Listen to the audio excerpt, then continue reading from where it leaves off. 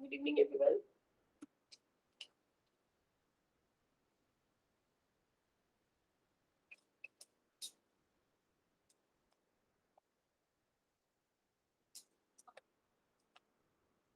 Okay, so in the last lecture we were discussing chemical kinetics. किसी को doubt?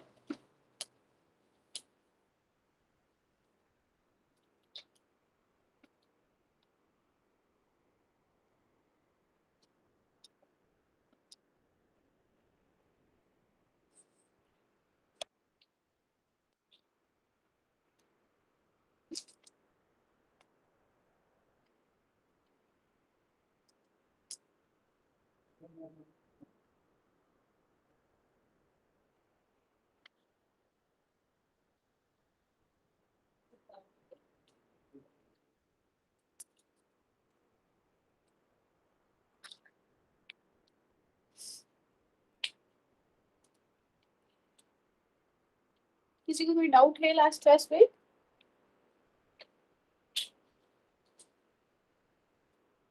अरे yes no तो बोल दो.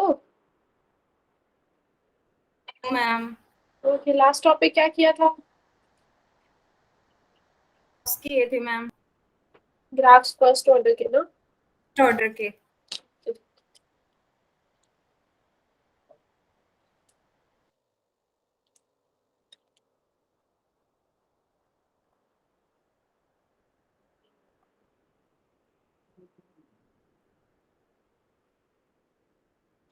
Okay, so today we will start with the second order reactions.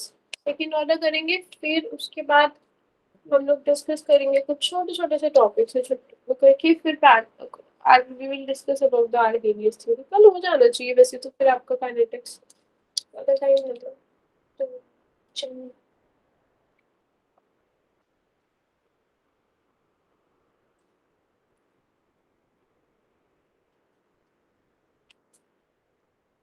Okay चलो start करते हैं. लास्ट लेक्चर में हम डिस्कस करते फर्स्ट ऑर्डर हमने कंप्लीट किया है. क्वेश्चंस करवा दिया मैंने फर्स्ट ऑर्डर के.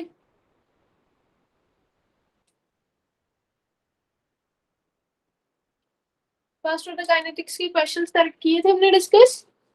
तो अपने टाइम से रिलेटेड ही कराए थे, हाफ लाइफ. ठीक है चलो तो थोड़े से क्वेश्चंस डिस्कस करते हैं, फटाफट से करना.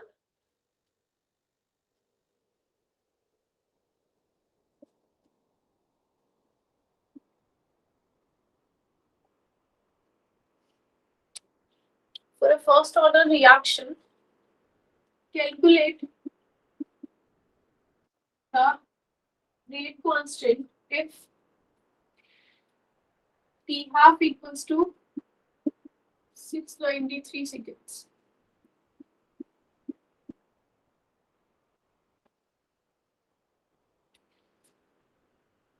Calculate concentration of reactant. Calculate the concentration of reactant left after 1 hour if T half is 10 minutes and initial concentration equals to 15 moles.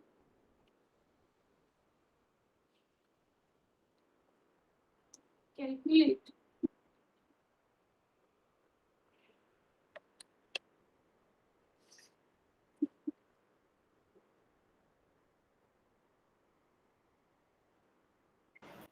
Ma'am पहले का आएगा 10⁻³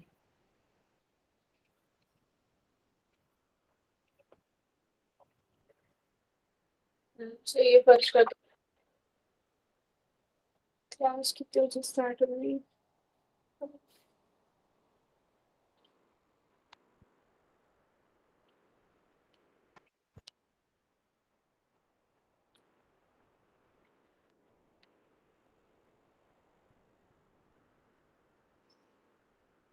Calculate the time taken. Next का आएगा 3.70. इंग्लिश में बोलना होता है, हिंदी में नहीं बोलना होता. Calculate the time taken for the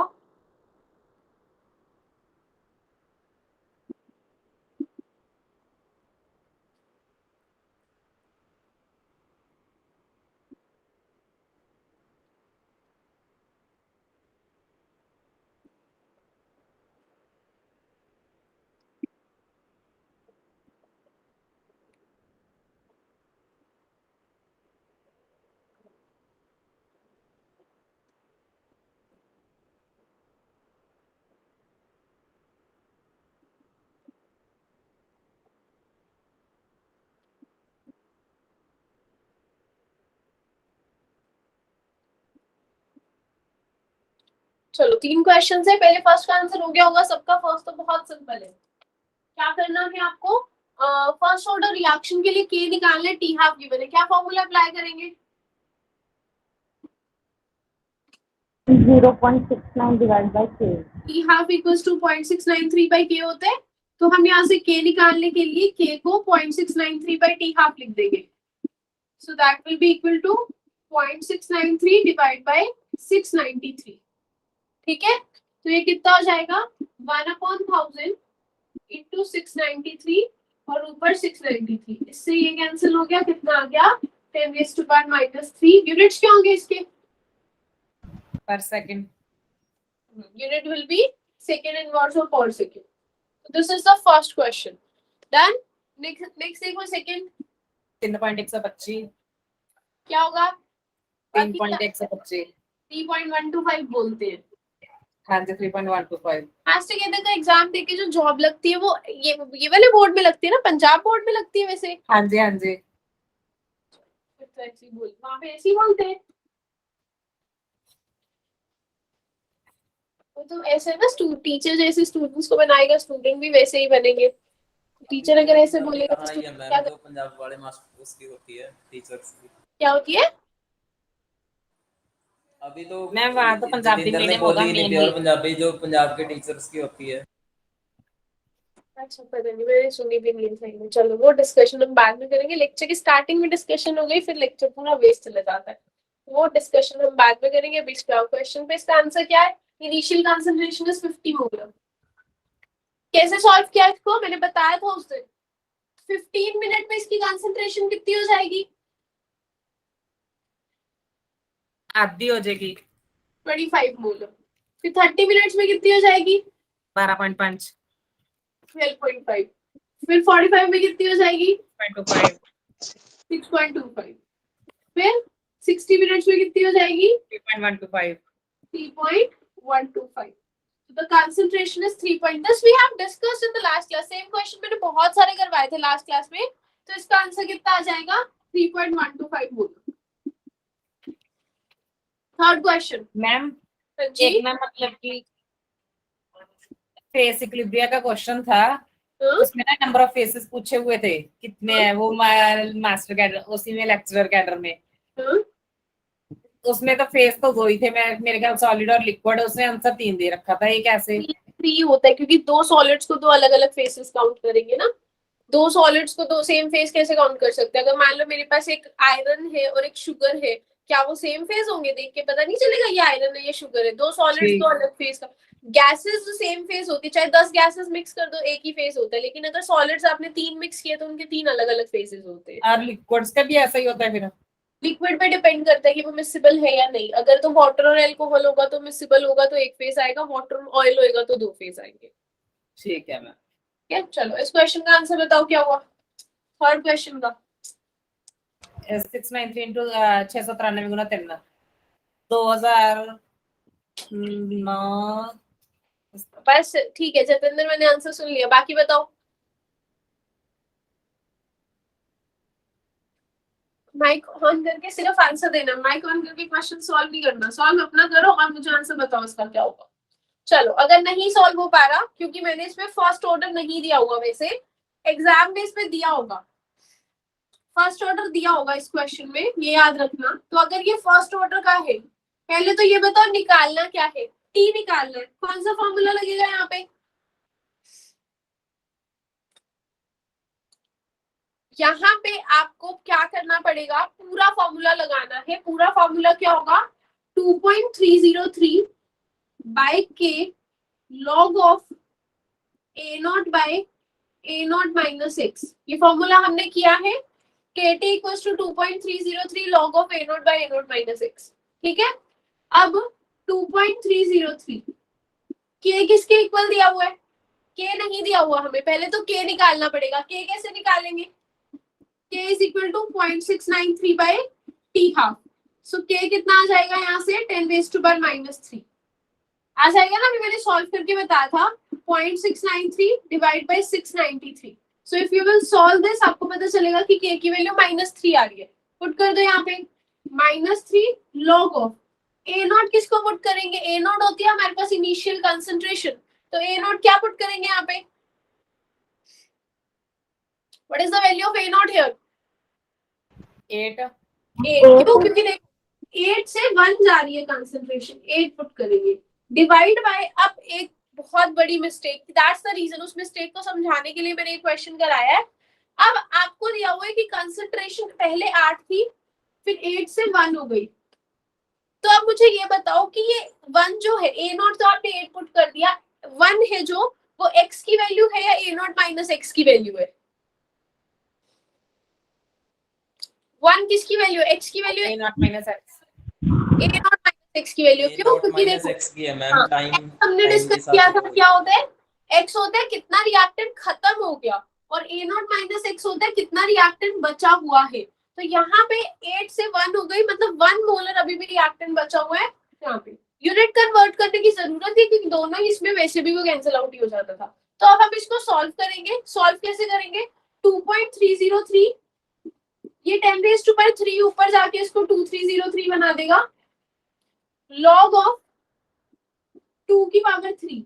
अब आपको log 8 नहीं पता, मैं सॉल्व करना बता रही हूँ। log 8 को आप log 2 की पावर 3 लिख सकते हो, पावर आगे आ जाएगी, बचेगा 3 इंटू 2303। log 2 की वैल्यू आपको बताई थी 0.3010 होती है, सॉल्व करके आ जाएगा 6909 multiply by 0.3010। When you will solve this, you will get your final answer. क्या होगा इसका final answer?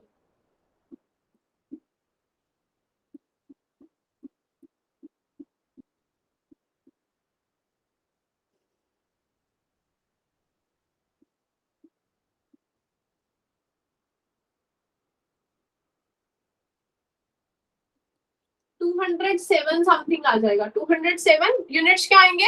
Unit will be seconds. Ma'am 10⁻³ कहाँ गया? ये ऊपर चला गया, तभी मैंने 2.303 को 2303 लिख दिया। ओके, और बताओ कोई डाउट मैम है ये क्या? नीचे 1 बताना कैसे आया, रिपीट कर दो ये वाला। क्योंकि फॉर्मूला में होता है हमारे पास A not minus X, A not minus X होता है बची हुई कंसंट्रेशन रिएक्टेंट की। तो रिएक्शन में बहुत क्लियरली दिया हुआ है कि पहले वो 8 मोलर थी, 8 से 1 हो गई, तो बची हुई कंसंट्रेशन कितनी है? 1 मिली मोलर, तो A not minus X will be 1, तो इसलिए मैंने ए नॉट माइनस एक्स को 1 पुट किया। ओके, कोई डाउट है? मैम फिर x अगर देखा जाए तो वो 7 होगा। एक्स 7 होगा, 7 खत्म हो गया, दैट्स द रीजन 8 माइनस 7 बना है। ठीक है, ओके मैम। किसी को कोई भी डाउट है इस क्वेश्चन में पूछ लो, बिकॉज ये क्वेश्चन मैं एक दो और करा देती हूँ, ऐसे क्वेश्चन आते भी एग्जाम में ना।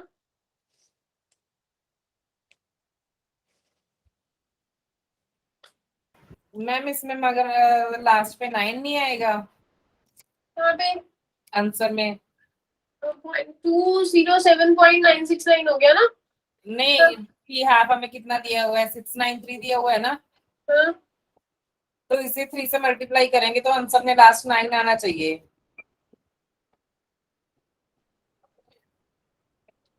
8 तो 4, 4 तो 2, 2 तो 3 हाफ लाइफ लग गई।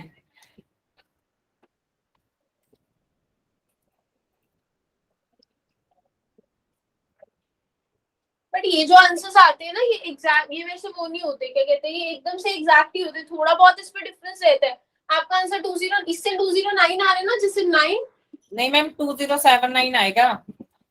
अच्छा 2079 आएगा, क्योंकि तीन, हाँ ये लिया था, ठीक है ठीक है ठीक है, इसका आंसर 2079 आएगा, क्योंकि पॉइंट के बाद 3 डिजिट्स आने ना, मैंने इसको 3010 ले लिया। आंसर विल बी 207 में।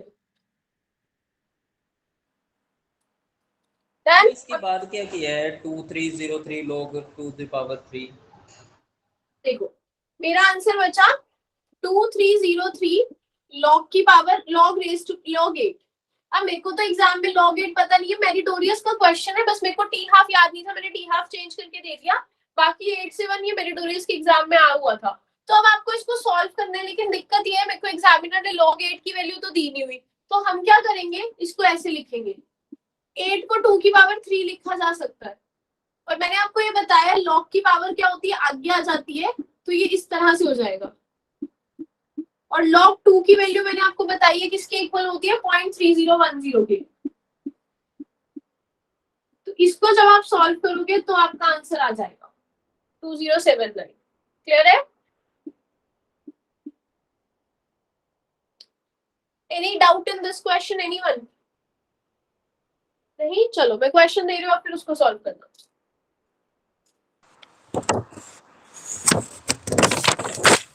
माइक किसको ऑन है? नवदीप, तो माइक ऑफ कर लो अपना, कोई डाउट नहीं है।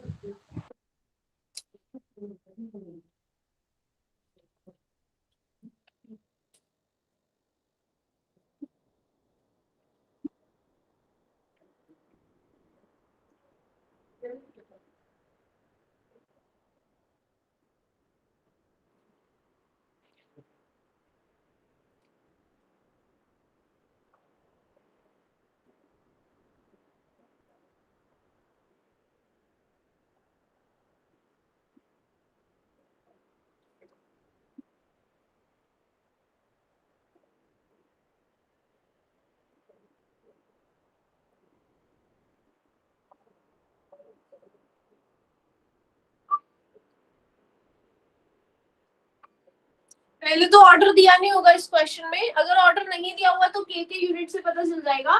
सेकंड इनवर्स से मुझे पता चल रहा है फर्स्ट ऑर्डर का क्वेश्चन है, तो फॉर्मूला लगेगा KT equals to 2.303 log of A0 by A0 minus x। अब करो वैल्यू पुट की A0 को क्या लेना है और A0 minus x को क्या लेना है, करो इसको सॉल्व।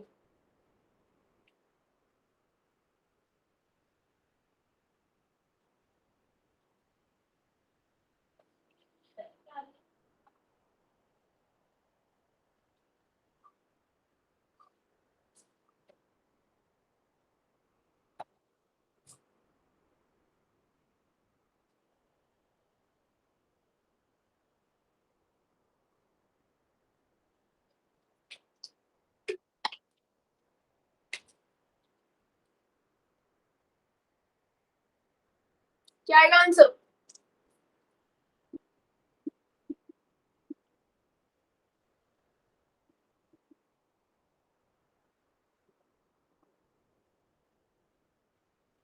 Hundred by 80। 80% कंप्लीशन हो चुकी है, मतलब 80% रिएक्टेंट 100 खत्म by हो चुका है, तो 20। बचा कितना?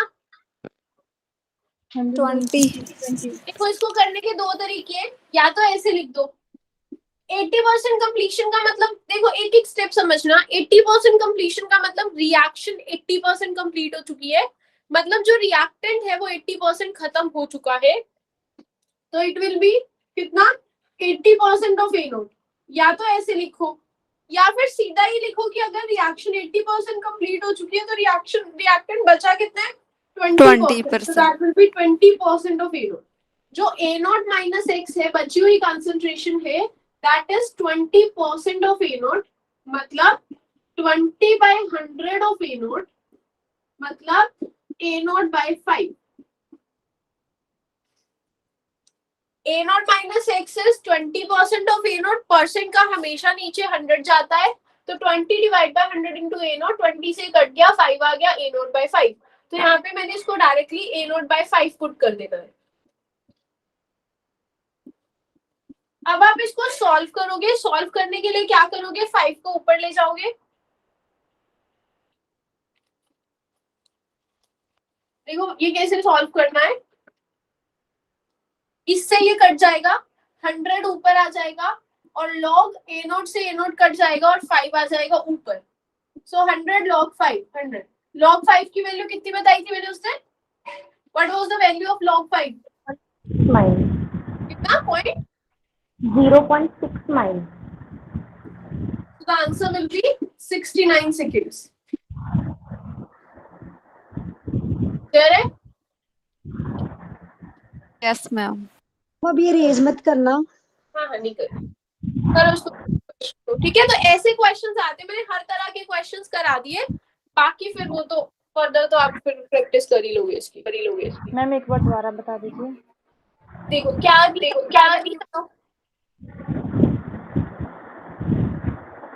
मैम ये जो नीचे 2.303 10⁻⁻2 वो कैसे लिया? ना वो, अरे अलंकृत अपना माइक ऑफ कर लो। के की वैल्यू है ना, ये जो k है वो नीचे जाएगा, तो k की वैल्यू दी तो ये 2.303 into 10 ओके। और किसी को कुछ डाउट? मैम ये फर्स्ट ऑर्डर थी ना? हाँ, क्योंकि k की यूनिट से पता चला मुझे। मैम ए नॉट को 100 भी नहीं ले सकते। 100 ले लो, a नोट को 100 ले लो और नीचे वाले को आप ले लो 80%, नीचे वाले को 20 ले लो, तो भी सेम ही आएगा। Okay ma'am. अगर 100 करोगे तो भी आ जाएगा, इसको 100 लोगे तो 100 में से खुद सोचो, अगर 80% कंप्लीट हो गए तो बचा हुआ कितने 20, तो 100 डिवाइड बाय 20 फिर भी सेम आएगा। ठीक है। मैं इरेज कर दूं अभी? चलो, अब हमारा यहाँ पे फर्स्ट ऑर्डर कंप्लीट होते हैं। Next we will be discussing second order, that is not a part of your syllabus, मतलब वो आपके सिलेबस का पार्ट नहीं है लिखा हुआ उसमें, बट फिर भी उसमें से क्वेश्चंस आ जाते हैं, ठीक है। सो इसलिए हम उसको ढंग से करेंगे। Obviously write down second order reaction kinetics, ज्यादा नहीं डिटेल में करना है इसको। सेकंड ऑर्डर रिएक्शन,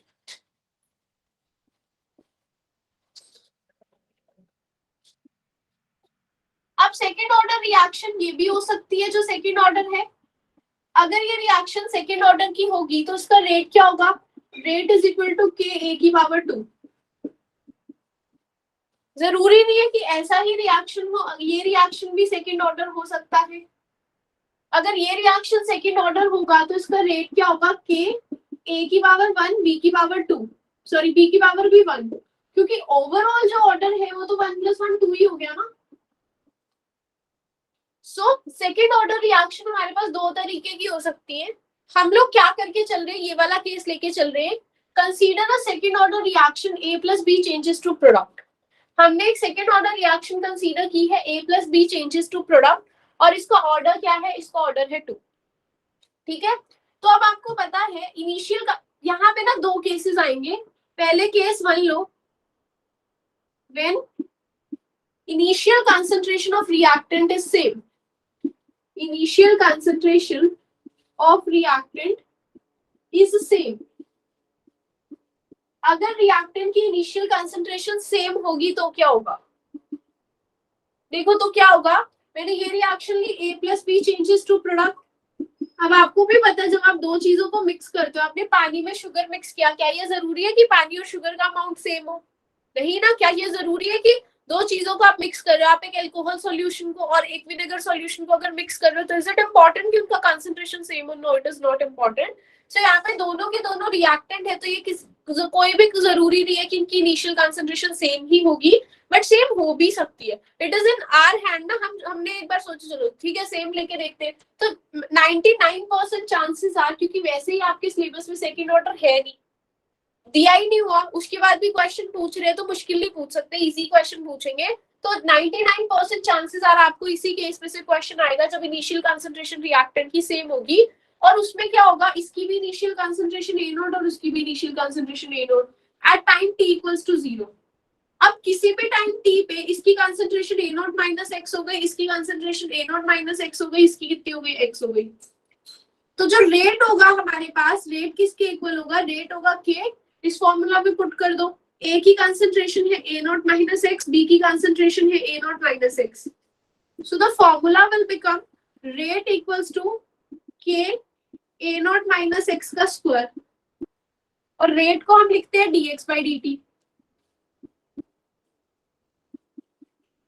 ठीक है। फिर हम इसको क्या करेंगे? सॉल्व करेंगे। इसको हम फिर से जैसे हमने पहले किया था वैसे ही सॉल्व करेंगे। लिखो ऑन सॉल्विंग। सॉल्व करने पे हमें क्या मिलेगा? इस इक्वेशन को सॉल्व करने पे हमें कुछ ऐसा एक्सप्रेशन मिलेगा, 1/A naught - x - 1/A naught equals to kT। This is the expression that we get over solving. क्या है? रेट इसके इक्वल होगा, dx/dt इसके इक्वल है, तो ये किसके इक्वल हो जाएगा? सॉल्विंग पे मेरे को ये मिलेगा 1/A naught - x - 1/A naught equals to kT। तो आपको यहाँ पे याद क्या क्या रखना है? आपको कुछ भी याद रखने की जरूरत नहीं है। आपको अगर मान लो कुछ दिया ना हुआ, अगर एग्जामिनर ने दिया हुआ है कि initial for a second order reaction, तो आपने ये नहीं सोचना कि अब मुझे क्या पता इनिशियल कंसंट्रेशन सेम है या डिफरेंट है। Until unless it is not mentioned आप ये वाला केस लेके चलोगे जब इनिशियल कंसंट्रेशन रिएक्टेंट की क्या होती है? सेम होती है। तो आपको ये अभी तक ये समझ में आया कि रिएक्शन अगर सेकंड ऑर्डर की होगी तो उसका ऑर्डर 2 इस तरह से लिखेंगे रेट लो एक्सप्रेशन। पहला फॉर्मूला ये हो गया। दूसरा फॉर्मूला जो हमारे पास है वो ये आ गया। जैसे जीरो ऑर्डर के लिए था क्या, AT is equal to A0 minus KT।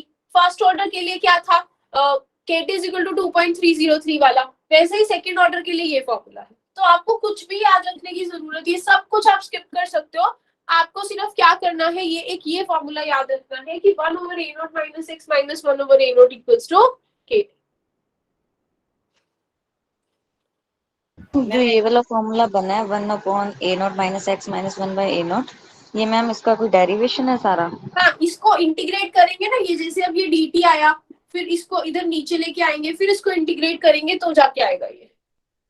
ठीक है मैम, फिर उसके बाद मैम वो लिमिट्स लेंगे इंटीग्रेशन की, उसके बाद ये बनेगी है ना ये हाँ, वाली टर्म? नीचे आ जाएगा तो नीचे में आप ठीक इसको है। लिखोगे A0 माइनस x की पावर -2, फिर -2 + 1, नीचे -2 + 1, फिर ये नीचे जाएगा, लिमिट्स पुट करोगे। ठीक है मैम, ठीक है। But need not to do that, directly result ही याद रखना इसका। So this is about the second order kinetics। अभी कंप्लीट नहीं हुआ। तो सेकेंड ऑर्डर काइनेटिक्स के बारे में मुझे एक रिजल्ट पता चला, जो क्या है 1 over A0 minus x minus 1 over A0 equals to KT। और एक रिलेशन हो गया rate equals to K A की पावर 2 या AB की पावर 1 लिख लो, उससे भी कोई फर्क नहीं पड़ता, दोनों ले सकते हैं। क्योंकि जब कंसंट्रेशन ही सेम है तो ऑब्वियसली फिर तो कोई फर्क ही नहीं पड़ता ना, क्योंकि वो वैसे भी कंसंट्रेशन पुट करनी है और वो तो सेम ही है। सो ये आ गया मेरे पास पहला फॉर्मूला, ये आ गया दूसरा फॉर्मूला। तीसरा फॉर्मूला है मेरे पास हाफ लाइफ टाइम का। Half life time, half life time के लिए हमें क्या करना होता है, हाफ लाइफ टाइम के लिए हमें x को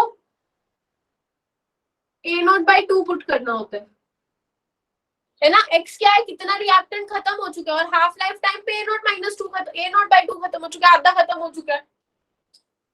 तो पुट करो यहाँ पे, we have 1 over A0 minus A0/2 minus 1 over A0 equals to KT।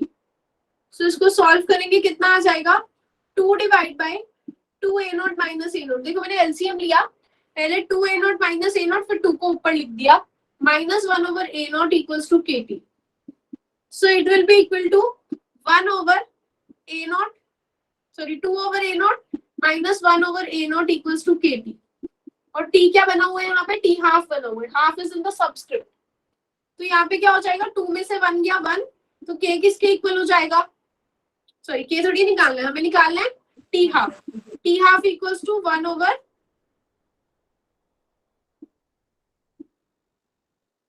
क्योंकि यहाँ सॉल्व करके 1 ओवर A0 आएगा, तो 1 ओवर A0 और k नीचे आ जाएगा, तो it will be 1/k A0। So this is the expression of t half for 1/k, t half for second order reaction, that is equal to 1/k A0। Clear? So that's about the second order।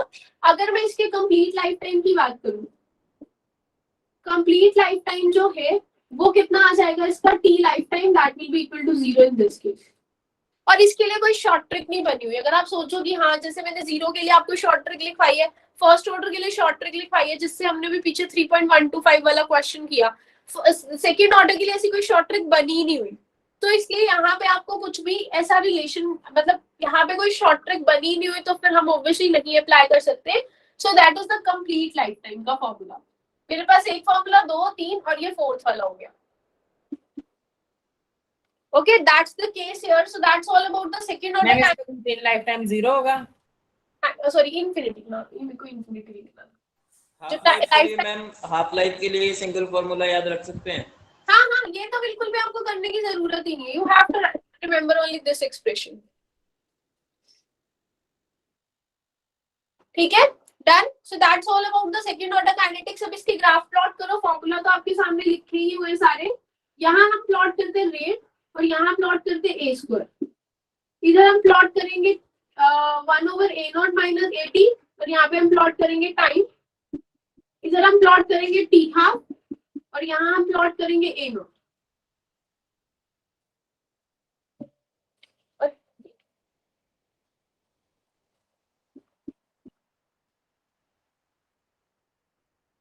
These are the relations। Life time का तो कोई form बनेगा नहीं, इसका भी सबका हमने graph लिख दिया यहाँ पे। एक एक करके ग्राफ प्लॉट करते रहो।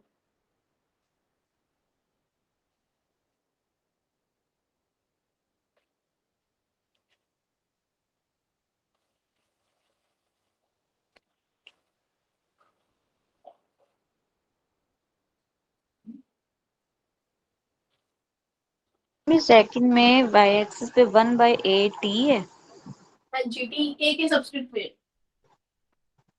a t क्या है ma'am? A T is a not minus x, इसको हम ए टी लिखते हैं ना बची हुई कंसंट्रेशन। ठीक है। Take 2 minutes, 5 minutes and plot all the graph, then we will discuss. किसके चारों हो जाएंगे फिर बताना।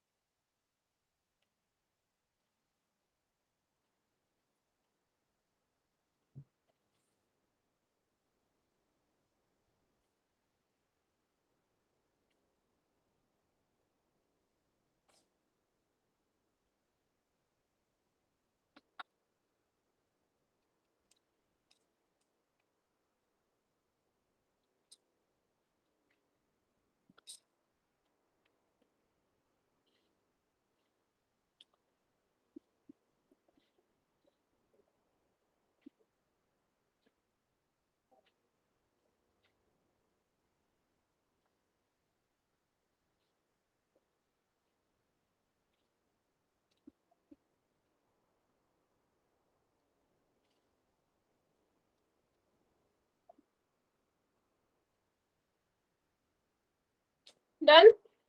अब रेट और ए स्क्वायर का ग्राफ बताओ। फॉर्मूला ये लगेगा, थोड़ा थोड़ा बड़ा लिख देते हो, मेरे को पता नहीं चलो। ये होता है फॉर्मूला प्लस 0, ये स्ट्रेट लाइन जाएगा। इंटरसेप्ट क्या होगा उसका? कंपेयरिंग इट विद स्ट्रेट, 0 होगा तो ओरिजिन से स्टार्ट होगा और ये ऊपर को जाएगा। स्लोप क्या होगा? स्लोप इज के। अब ये वाला बताओ, 1/80 वाला, इसको इधर ले जाओ, compare it with the straight line equation y is equal to mx plus c। Intercept किसके इक्वल है? 1/a0 1/a0 के। और नीचे को जाएगा ऊपर को जाएगा? ये ऊपर को जाएगा। ऊपर को जाएगा मैम, ये स्लोप पॉजिटिव है तो ग्राफ ऊपर वाली साइड पे जाएगा, क्योंकि स्लोप पॉजिटिव है ना, तो ऐसे, तो slope is k and this is equal to 1/8। Ma'am एक बार इसकी इक्वेशन दोबारा बता दो। ये लिखी हुई है 1/80 इज इक्वल टू, ये वाला है ना जो ये इक्वेशन में मैंने बस 1/a0 को उस साइड पे लिख दिया तो ये पॉजिटिव हो गया। y एक्सिस पे ये, x एक्सिस पे ये, slope is this and intercept is this. t half और a0, t हाफ और 1/a0 का बनाओ पहले, इसको छोड़ दो, लास्ट वाला बनाओ पहले। स्ट्रेट लाइन बनेगा, रीजन से पास करेगा, स्लोप 1/k होगी। ठीक है, t हाफ वाला रिलेशन कर दो erase. t half is equal to 1/a0 into k।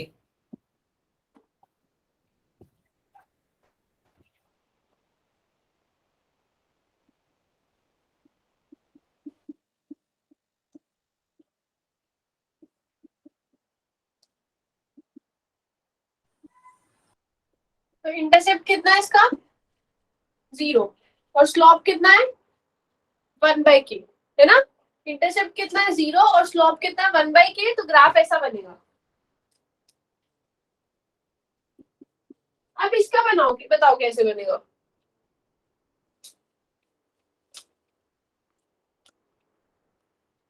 ये ग्राफ नहीं पता अगर तुम्हें बताती हूँ, देखो यहाँ क्या हो रहा है।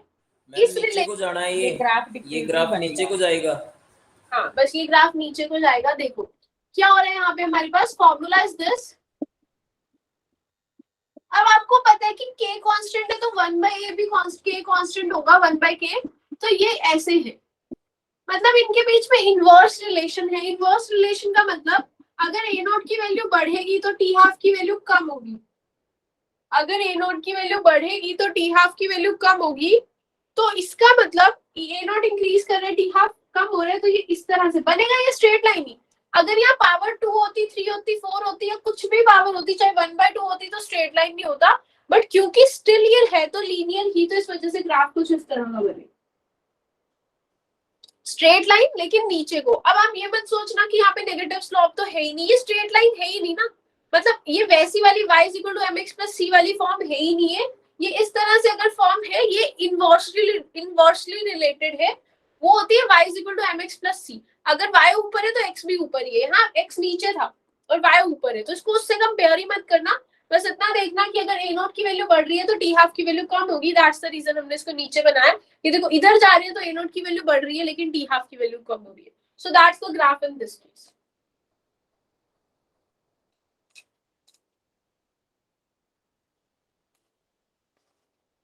देन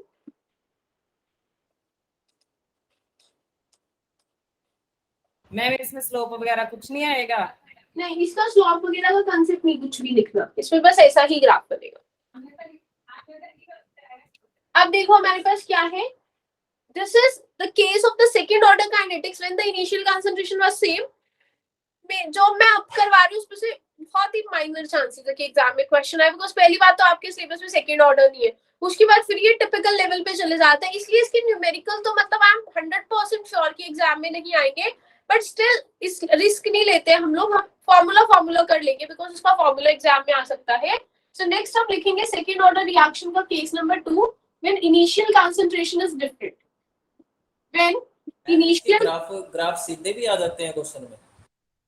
देखे नहीं मैंने, वैसे मैंने मास्टर किए थे, मैं लैंग्वेज की फॉर्म पे फ्रेम करके आ जाते हैं, जैसे मैंने उस दिन लिखवाए थे ना जीरो ऑर्डर में कि अगर 80 और इसके बीच में जो ग्राफ है वो ऐसा बन रहा है, स्ट्रेट लाइन बन रहा है, तो बताओ कौन से ऑर्डर का ग्राफ है। ऐसा बना हुआ ग्राफ मैंने वैसे देखा नहीं कभी किसी क्वेश्चन में, आने को आ भी सकता है लेकिन लैंग्वेज की फॉर्म में लिखा आता है।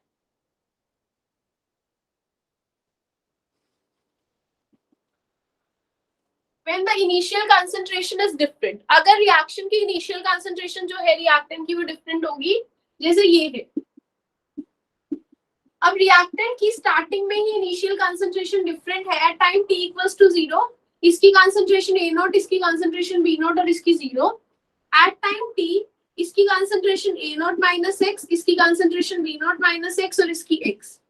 तो अगर मुझे इसका रेट का एक्सप्रेशन लिखना हो तो रेट किसके इक्वल होगा, k a naught minus x की पावर 1, क्योंकि मेरे को इस फॉर्मूला में पुट करना पड़ेगा ना,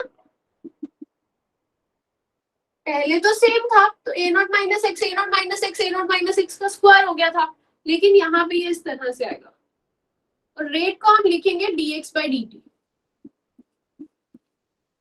इसको आप लिखोगे ऑन सॉल्विंग, इसको सॉल्व करने पे क्या होगा, सॉल्व करने में देखो इसको बहुत डिफिकल्ट है, इंटीग्रेशन बाय पार्ट्स करनी पड़ेगी यहाँ पे, वो हमने पिछले वाले में लिखी, यहाँ पे डेरिवेशन की कोई जरूरत नहीं है।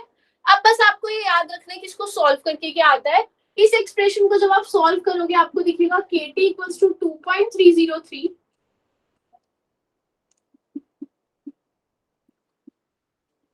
b naught minus a naught, kt equals to 2.303 b naught by a naught log of a naught multiply by b naught minus x divide by b naught a naught minus x। This is the formula. अब आपको यहाँ पे सारी तीन terms का मतलब पता होना चाहिए। b not is the initial concentration of b, a not is the initial concentration of a, x कितना b खत्म हुआ है और x, क्योंकि इनकी स्टोइचियोमेट्री सेम थी ना तो a और b की चाहे इनिशियल कंसंट्रेशन डिफरेंट है लेकिन वो खत्म सेम अमाउंट से होंगे, तो x ही आ जाएगा इसमें, ठीक है। तो अब हमने क्या, हाँ जी मैम ये कैसे आ गया, सीधा ही हमने डिराइव करके लिख दिया या क्या? हाँ, ये बहुत इसकी लंबी इंटीग्रेशन है, कम से कम एक पूरे पेज की इंटीग्रेशन, उसको सॉल्व करके ही आएगा। कोई बात नहीं मैम, मैंने उस दिन दोनों क्लास अटेंड करी थी, बहुत अच्छे से समझ आ गया। आज ऐसे लग रहा है सब ऊपर से जा रहा है, पता नहीं क्यों। नहीं समझ आ रहा है बताओ? नहीं समझ तो सारा आ रहा है बट ऐसे लग रहा है कि लर्न नहीं हो रहा है या कुछ ऐसे। लर्न इसलिए नहीं हो रहा क्योंकि फॉर्मूलाज मुश्किल है। आज जैसे अब ये देखो ना, पिछली बार हमने कितने इजी फॉर्मूलाज किए थे और आज के ये फॉर्मूला थोड़ा मुश्किल है। अभी अगर मैं इस पूरे जो बोर्ड पे मैंने लिखा हुआ है इसमें आपको कुछ भी याद नहीं रखना, आपको सिर्फ एग्जाम में क्वेश्चन कैसे आएगा, for a second order reaction when the initial concentration will be different, the time is given by a integral rate expression will be। आपको प्रॉपर ये फॉर्मूला वहां पे देखना और उसको टिक करके आ जाना है। तो ये इसलिए मे भी साथ साथ लर्न नहीं हो रहा बिकॉज ये फॉर्मूला थोड़ा लेंथी है। ओके ओके और प्रॉब्लम है पूरा उसमें जो सेकंड ऑर्डर किया तो वो बताओ क्या दिक्कत है? नहीं मैम और कोई दिक्कत नहीं है। अच्छा चलो, अभी वैसे भी इसके बाद मैं कुछ एक पार्ट करवाने वाली हूँ जिसमें मैं पूरा अभी तक मैंने जितना भी चैप्टर किया वो सारा समराइज कर दूंगी, तो उससे और अच्छे से क्लियर हो जाएगा। कोई ना, ठीक है। तो ये हो गया kt इक्वल्स टू 2.3। अब ये आया कहाँ से रिलेशन, ये इसको आया ये वाला पार्ट ना, एक एक्स्ट्रा पार्ट करा रही हूँ मैं, बिकॉज आई डोंट वांट कि एग्जाम में एक भी क्वेश्चन ऐसा हो, बिकॉज सेकंड ऑर्डर से क्वेश्चंस आते हैं, आई डोंट वांट एक भी क्वेश्चन ऐसा हो जो आपने नहीं पढ़ा, एटलीस्ट फिजिकल का तो मतलब मेरे लिए तो यही रिस्पॉन्सिबिलिटी ना एक ही सब्जेक्ट की, तो इसलिए मैं ये करवा रही हूँ। इसमें ज्यादा स्ट्रेस लेने की जरूरत है। जस्ट ये याद रखना कि अगर रिएक्शन में इनिशियल कंसंट्रेशन अलग ले ली जाए तो फॉर्मूला ये होता है। कर लोगे याद तो बहुत अच्छा है। लेस देन 1% चांसेस आर कि ये एग्जाम में आएगा, लेकिन आ भी सकता है, बहुत बहुत माइनर चांसेस है, बट आ जाएगा और फॉर्मूला ही पूछा जाएगा, इतनी मेरी गारंटी, इसका न्यूमेरिकल कभी नहीं पूछा जाएगा एग्जाम में। So that is the expression में, ठीक है। अब अच्छा बस इसको इतना ही कर लो, स्टोइशियोमेट्री वाला केस रहने दो, इसको सिर्फ इतना ही कर लो बिकॉज इसमें से आने के चांसेस कम है, ठीक है। So this is the case जब इनिशियल कंसंट्रेशन डिफरेंट होगी, बस आपको यहाँ पे यही फॉर्मूला याद रखना है, आपको इसके बिना और कुछ भी याद रखने की जरूरत नहीं, ठीक है। So that is the second order, that is every all about second order. अब देखो एक मैं बहुत इंपॉर्टेंट चीज करा रही हूँ यहाँ पे, ये ना बहुत सारा कुछ हमने केमिकल काइनेटिक्स का, आज हमारा थर्ड लेक्चर है। इन लेक्चर्स में केमिकल काइनेटिक्स में सबसे ज्यादा प्रॉब्लम क्या आती है, we have a number of formulas, like इतने सारे फॉर्मूलाज हैं, और हमें एग्जाम में क्या होता है, कंफ्यूजन बहुत ज्यादा रह जाती है, बिकॉज पहले तो मतलब टी हाफ के हमारे पास 3 फॉर्मूलाज हो गए, क्योंकि टी हाफ में हमारे पास क्या है, 3 अलग अलग ऑर्डर्स है उनके लिए। तो यहाँ पे मैं क्या कर रही हूँ, आपको एक टेबल, स्क्रीन चली गई है। स्क्रीन चली गई है, नहीं तो नहीं गई ना, स्क्रीन तो आ रही है ना प्रॉपर। ये कौन दिख रहा है? Yes ma'am. सुरुचि एक बार मीटिंग लीव करके ज्वाइन करो, तो स्क्रीन चला गया होगा। हाँ आपका नेटवर्क चला गया होगा, बिकॉज मेरे पास आ रही है स्क्रीन, ठीक है। अब मैं आपको एक इम्पोर्टेंट, अगर ये ढंग से, ये वाला जो मैं यहाँ पे टेबल बना रही हूँ, अगर इसको ढंग से कर लिया तो आपको फिर और कुछ भी करने की जरूरत है, इसको ढंग से कर लेना, मतलब इसी आधे पेज पे या पूरे पेज पे आपका केमिकल काइनेटिक्स है वो पूरा कवर हो जाएगा। तो यहाँ पे एक टेबल बनाते हैं, इधर लिखो 0 ऑर्डर। मैम इतनी ऊपर भी मत लिखो, थोड़ा ऊपर कर लो, स्क्रीन को ऊपर करो, विजिबल नहीं है ना, 0 दिख नहीं रहा मैम। मेरे को तो दिख रहा है यहाँ। मैम विजिबल है बट ऊपर वाला पोर्शन में आप लिख रहे हैं वो विजिबल नहीं है। अभी ठीक है मैम।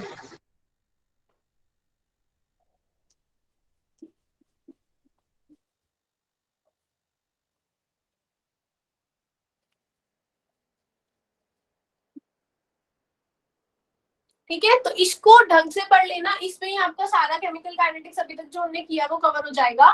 क्या करना है, सबसे पहले मुझे रेट लॉ लिखना है, रेट लॉ, उसमें क्या होगा, rate equals to K A की पावर 0 के ए की पावर 1 के ए की पावर 2, या फिर ये के ए की पावर 1 और बी की पावर 1 भी हो सकता है।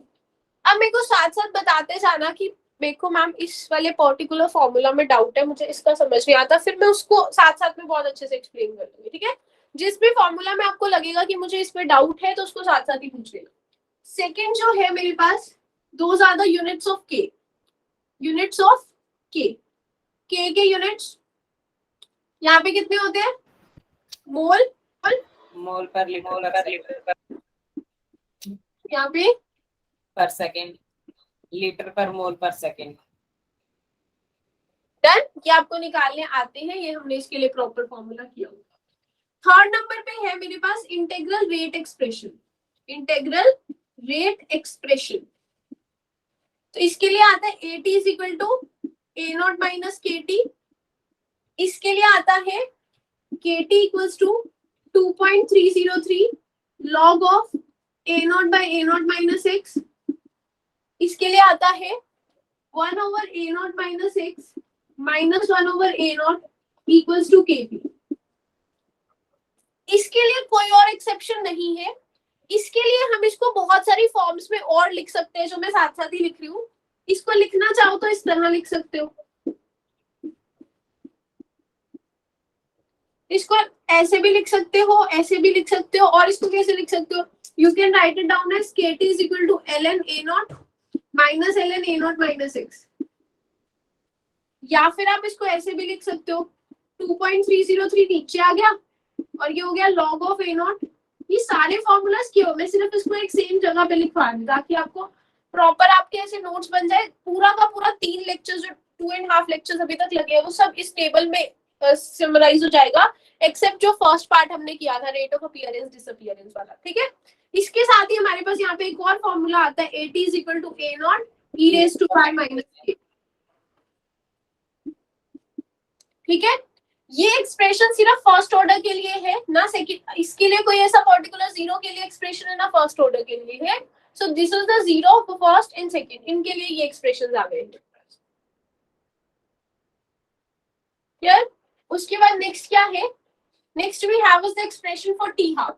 मैम 1 मिनट इरेज मत करो। फर्स्ट वाला मैम मैंने हम लिखा, जैसे सेकंड में सारा नहीं कर रही मैं, वन बाय वन ही कर रही हूँ। हाँ जी, जैसे मैम हम सेकंड में कहते हैं कि इनिशियल कंसंट्रेशन सेम और डिफरेंट, तो इसमें भी तो हमने डिफरेंट ही ली थी मैम एक तो।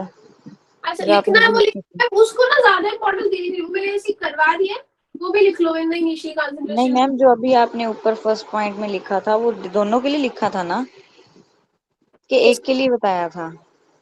क्या आप मतलब दोबारा बोलो, मेरे को समझ नहीं आया जैसे क्या मैम बोल रहे आपने लिखा था ना के ए की पावर 2 ऑर्डर 2, और नीचे लिखा था मैम और डाल के लिखा था ए की पावर 1 और बी की पावर 1, ये दोनों सेम है या मैम एक सेम के लिए एक हो। दोनों डिफरेंट के है तो लिए? दोनों का ऑर्डर तो 2 ही है, क्योंकि a की पावर 2 है तो भी ऑर्डर 2 है, a की पावर 1 और b की पावर 1 है तो भी 1 + 1 ऑर्डर 2 ही है। वो तो बाद में सबके साथ है। अगर तो इनिशियल कंसंट्रेशन सेम है, इसमें तो देखो अगर है ही a तो इनिशियल कंसंट्रेशन डिफरेंट होने का लॉजिक ही नहीं है। अगर यहाँ पे मैं देखूं तो a और b की कंसंट्रेशन अगर मैंने सेम ली तो ये फॉर्मूला लगेगा, अगर a और b की कंसंट्रेशन डिफरेंट ली तो ये वाला फॉर्मूला लगेगा। ओके, डिफरेंट मैम जैसे ऑर्डर डिफरेंट हो जाएगा, ऐसे कह रहे कंसंट्रेशन हैं? डिफरेंट, जैसे इनिशियल कंसंट्रेशन एक की बोल दी 0.1 और दूसरे की बोल दी 0.2, ठीक है ma'am. Initial concentration will be.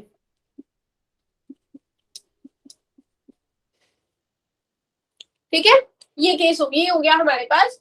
अब next expression we have is half life time. Half life का जीरो के लिए एक्सप्रेशन क्या था? A not by 2k, first के लिए 0.693 डिवाइड बाय k, सेकंड के लिए 1 बाय ए नॉट k। ये फॉर्मूला सारे आपको टिप्स में होने चाहिए, बिकॉज इसमें से क्वेश्चन आएगा ही आएगा एग्जाम में पक्का। ठीक है, अब इसमें एक और चीज लिखनी है मेरे को, ये वाला ही है जो केस। इसमें देखो क्या है, डायरेक्ट रिलेशन है ए नॉट का, ए नॉट के साथ, इधर इंडिपेंडेंट है और इधर इनवर्सली प्रोपोर्शनल है। मतलब क्या लिखोगे आप, you will write down A note के ऊपर क्या लिखा है सेकंड में? Raise to power 0। ओके, यहाँ पे लिखेंगे on increasing A not, on increasing A not. अगर मैं ए नॉट की वैल्यू इंक्रीज करूं तो टी हाफ क्या होगा, जीरो ऑर्डर के केस में जीरो ऑर्डर के लिए बढ़ेगा, इंक्रीज करेगा। क्यों? क्योंकि दिख रहा है मुझे कि डायरेक्ट रिलेशन है। तो अगर मैं टी हाफ की वैल्यू ए नॉट की वैल्यू बढ़ा दूं तो जीरो ऑर्डर के लिए टी हाफ भी इंक्रीज करेगा। और अगर मैं इसकी बात करूं फर्स्ट ऑर्डर की, तो first order on increasing A not, T half पे कोई का इफेक्ट नहीं पड़ेगा, टी हाफ रिमेन सेम या T half will be unaffected. ठीक है, अगले वाला देखो, टी हाफ कम होने मैम से इंक्रीज ही करेगा ना सेकंड में, फर्स्ट में भी? इंक्रीज का लिखा तो है कि सेम रहेगा, क्योंकि इस पे डिपेंड ही नहीं कर रहा, A not raise to power 0 is 1, तो इसका मतलब यहाँ पे ए नॉट पे वो डिपेंड नहीं कर रहा। आप ए नॉट को जितना मर्जी बढ़ाते रहो, टी हाफ जो है वो सेम रहेगा। ठीक है, अब आगे देखो, T half is inversely proportional on increasing A not, T half क्या होगा, इनवर्स रिलेशन में क्या होता है, डिक्रीज मैम। इंक्रीज। ये हो गया टी हाफ का रिलेशन। ठीक है, तो टी हाफ ये आ गया हमारे पास। Next we will be discussing, अगला जो हमने किया था वो किया था लाइफ टाइम के बारे में। तो लाइफ टाइम का रिलेशन जीरो ऑर्डर के लिए आया था A not by 2k, A not by k आया था। और इसके लिए आया था इंफिनिटी, और इसके लिए भी आया था इंफिनिटी। इसमें से क्वेश्चन नहीं आता कभी भी। लाइफ टाइम के केस में बहुत ही रेयर चांस है कि लाइफ टाइम का क्वेश्चन आता है एग्जाम में। So this is about life time. अब है कंसंट्रेशन ऑफ प्रोडक्ट। प्रोडक्ट का कंसंट्रेशन, प्रोडक्ट का कंसंट्रेशन यहाँ पे कितना होगा, x इक्वल्स टू KT। यहाँ पे कितना होगा, ये फॉर्मूला लिखवा दिया है मैंने आपको। कंसंट्रेशन ऑफ प्रोडक्ट को हमेशा x है तो उसमें लिखने की जरूरत नहीं है, इसमें रहने देना, मत लिखना, बिकॉज हमने नहीं डिस्कस किया है। x equals to KT, x equals to A0 1 minus e raise to power minus KT, और सेकेंड ऑर्डर के लिए there is no need to write out. Done, so that's about it. अब देखो एक लास्ट और बहुत इंपॉर्टेंट पॉइंट है, ये समझ लेना। मेनली मेरा टेबल बनाने का पर्पस यही है क्योंकि मैंने देखा है कि इस एक पॉइंट पे बहुत ज्यादा स्ट्रगल करते हैं स्टूडेंट, मतलब इस एक पॉइंट पे समझ नहीं आता है कि ये कैसे हो गया, तो वो मैं एक्सप्लेन कर रही हूँ अभी। आपने देखा कि रेट किसके इक्वल था, के ए की पावर 0 के इक्वल था, मतलब रेट किसके इक्वल था, के के इक्वल था, मतलब रेट किसके इक्वल था, किसी कांस्टेंट के इक्वल। ठीक है, ये तो अग्री कर रहे हो, ये तो मैंने लिखवा दी, 0 ऑर्डर है तो यही होगा। अब फर्स्ट ऑर्डर की बात करते हैं। फर्स्ट ऑर्डर में क्या होगा, रेट इज के ए की पावर 1, के ए की पावर 1। सो यहां से रेट जो है वो प्रोपोर्शनल होगा ए के, rate is proportional to A, concentration के डायरेक्टली प्रोपोर्शनल है। अगर मैं सेकेंड ऑर्डर की बात करूं, यहाँ पे हम वही केस लेके चल रहे हैं जब ए चेंजेस टू प्रोडक्ट था, तो रेट किसके इक्वल होगा, के ए की पावर 2, मतलब rate is directly proportional to A square. अब इसका क्या कंक्लूजन है, इसका क्या मतलब, आपको लैंग्वेज की फॉर्म में इसको यूज कैसे करना है, देखो इसका क्या मतलब है यहाँ पे कि अगर मैं क्या करूं, इनिशियल कंसंट्रेशन, या this is not initial concentration, ये जो फॉर्मूला है ये इनिशियल कंसंट्रेशन नहीं है। यहाँ पे किसी भी टाइम टी की कंसंट्रेशन पुट करनी है तो उसके कॉरेस्पॉन्डिंग रेट आ जाता है। तो अगर ए मैंने सब्स्टिट्यूट किया, ए क्या है, ए तो यहाँ पे ए पे तो डिपेंड नहीं कर रहा, तो 0 ऑर्डर का रेट हमेशा कांस्टेंट रहेगा, 0 ऑर्डर का रेट हमेशा कांस्टेंट रहेगा। लिख लो यहाँ पे 0 ऑर्डर का रेट हमेशा कांस्टेंट रहेगा, कंसंट्रेशन पे डिपेंड नहीं करेगा। तो क्वेश्चन कैसे आएगा, on increasing या on doubling the concentration of reactant,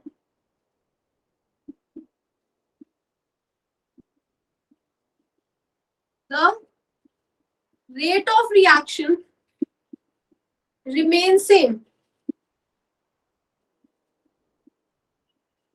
So order of reaction will be, तो आपने क्वेश्चन रीड करना है, आपने देखना है कि अगर डबल कर दिया रिएक्टेंट की कंसंट्रेशन को, रेट फिर भी सेम रह रहा है। अब यहाँ पे देखो, अगर आप डबल करोगे रेट सेम नहीं रहेगा क्योंकि वो तो कंसंट्रेशन पे डिपेंड कर रहा है, और यहाँ पे भी इस वाले केस में डबल कर रहे हो तो कांस्टेंट रह रहा है, इसका मतलब रिएक्शन का ऑर्डर क्या होगा, 0। अगर कंसंट्रेशन बढ़ाने से ऑर्डर पे कोई चेंज ना आए तो श्योरली उस रिएक्शन का ऑर्डर क्या होता है, the reaction is of 0 order.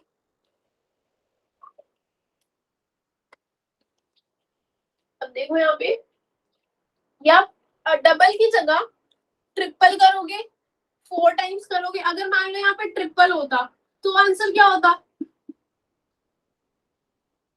Same ही रहता, कांस्टेंट 0 ही होता। तो एक चीज समझना, मतलब इसके नीचे लिख लो, कंसंट्रेशन को जितना भी चेंज करने से अगर रेट सेम रहता है, अगर देखो तुम ये चीजें क्रैम करने बैठ गए ना और ऐसे की रट्टा मारने, अच्छा तो फिर कभी समझ आएगा, इसका लॉजिक समझो। रेट इज के, रेट इज कांस्टेंट, तो रेट कांस्टेंट रहेगा, कंसंट्रेशन जितना भी बढ़ा दो रेट चेंज नहीं होगा, रेट कांस्टेंट ही रहेगा। सो इसका मतलब concentration of reactant, the rate of reaction remain same, तो ऑर्डर क्या होगा, 0। चाहे डबल कर दो, ट्रिपल कर दो, हाफ कर दो, 4 टाइम्स कर दो, आंसर 0 ही आएगा।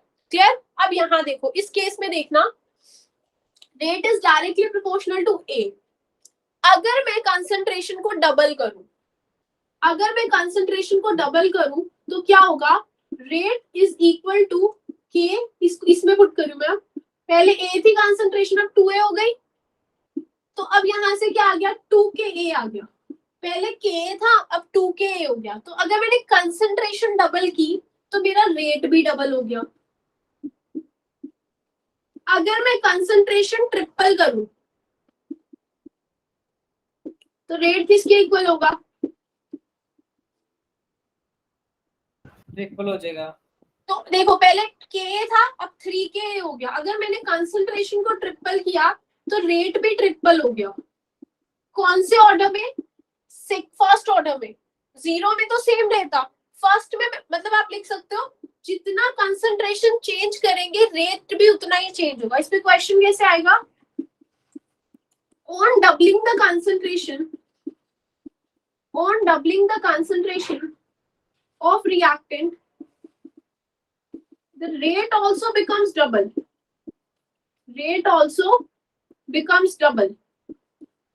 The order will be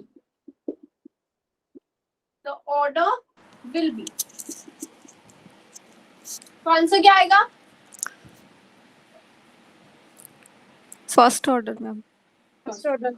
आपने कैसे पहचानना है, रेट को क्या, कंसंट्रेशन को क्या किया डबल, रेट भी वही हो रहा है, कंसंट्रेशन डबल किया रेट भी डबल हो रहा है, तो आंसर 1 आ जाएगा।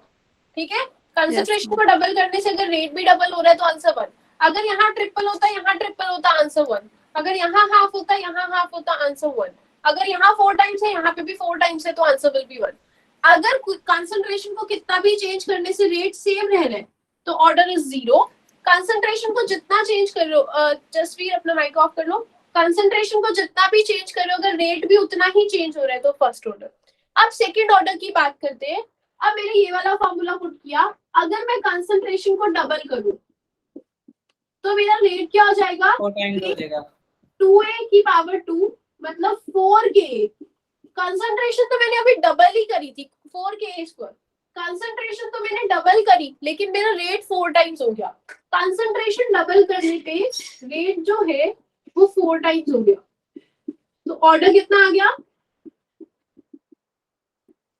उस केस में ऑर्डर 2। मतलब आपने ये देखना है कि डबल का स्क्वायर होता है 4, अगर स्क्वायर इंक्रीज होगा तो रेट कितना हो जाएगा, उस केस में ऑर्डर कितना हो जाएगा, 2 हो जाएगा। जैसे एग्जांपल देती हूँ आपको, अगर मैंने कंसंट्रेशन को ट्रिपल किया तो रेट किसके इक्वल हो जाएगा, k 3a की power 2, so that will B 9ka square. अब देखो कंसंट्रेशन को मैंने क्या किया, ट्रिपल, रेट मेरा कितना हो गया 9 टाइम्स। आपने ऐसे सोचना है स्क्वायर इंक्रीज हुआ, 3 का 9 2 का 4, तो स्क्वायर इंक्रीज होने का मतलब क्या है कि हमारे पास ऑर्डर क्या होगा, 2। इस पे क्वेश्चन आएगा, on doubling the concentration of reactant, rate become 4 times.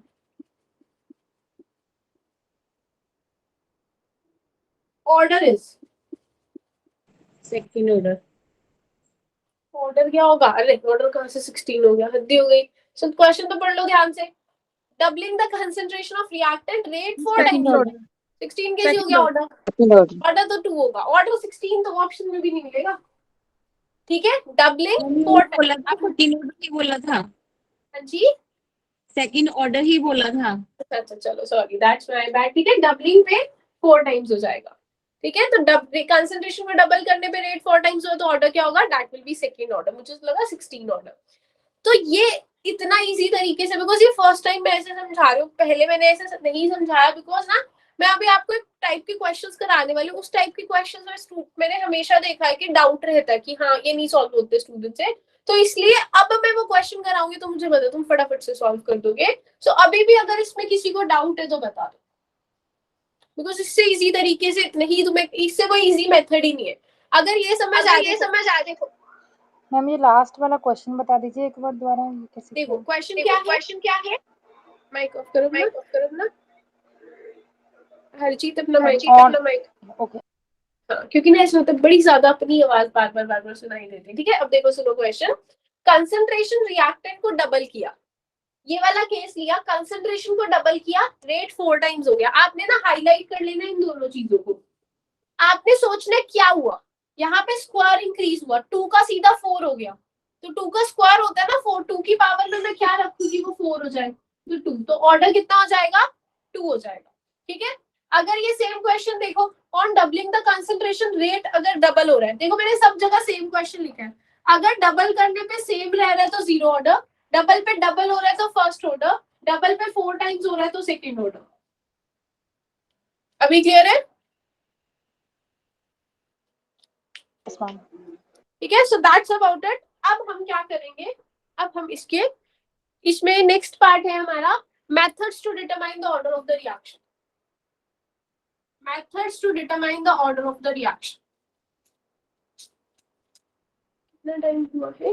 Methods 6 आज ये मेथड्स खत्म हो जाने चाहिए।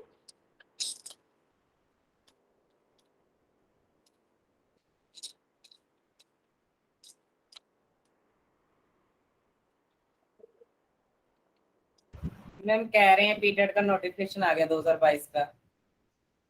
आ गया? वैसे मेरे को बहुत सुनने में आ रहा है कि अभी भी हमने ये डिस्कशन क्लास में करनी नहीं थी, बट स्टिल मुझे बहुत ऐसे सुनने में आ रहा है कि पेपर दिसंबर में होगा और इसमें और ज्यादा पोस्ट बढ़ा दी जाएगी, ऐसा है कुछ? दिसंबर में जाएगा, बोल रहे कि अक्टूबर के बाद होगा, और इसमें पीटेड के नोटिफिकेशन का वैसे क्या लेना देना है इससे? मैम अगर पीटेड का नोटिफिकेशन आ गया तो वो कोर्ट केस लगाएंगे, पेपर पक्का ही नहीं होने देंगे, फिर तो पक्का ही नवंबर दिसंबर में जाएगा। बस ठीक है, बोल रहे हैं कि इसमें पोस्ट इंक्रीज कर देंगे, उसका तो कोई फायदा नहीं, अगर एक बार पेपर हो जाए दोबारा पोस्ट निकले तो उसका तो फायदा भी है। नहीं मैम पोस्ट तो कह रहे हैं साइंस की ना, कोई कहते 2400-2500 के अराउंड खाली पड़ी है, वैसे तो ज्यादा है अभी, अगर इंक्रीज करते हैं तो साइंस की पोस्ट का नंबर 2400-2500 के करीब हो जाएगा। बस फिर हमें तो ये है ना मैम, जो लेक्चर कैडर की इन्होंने पोस्टर्स निकालनी थी ना अब की बार, अच्छा अगर उन पोस्टों में इन्होंने क्या, एक मिनट अगर डिस्कशन करनी है तो करो, लेकिन ये साथ साथ हाथ चलते रहने चाहिए। ठीक है, हाँ बोलो मनदीप, क्या बोल रहे हो? इन्होंने ना लेक्चर कैडर की पोस्ट निकालनी थी, और हाँ तो इन्होंने क्या किया कि जो मास्टर कैडर वाले बंदे थे ना, जो मतलब पहले सिलेक्ट हो रखे थे, तो अगर उनकी एमएससी थी ना तो इन्होंने वहीं पे सिलेक्शन कर दिया।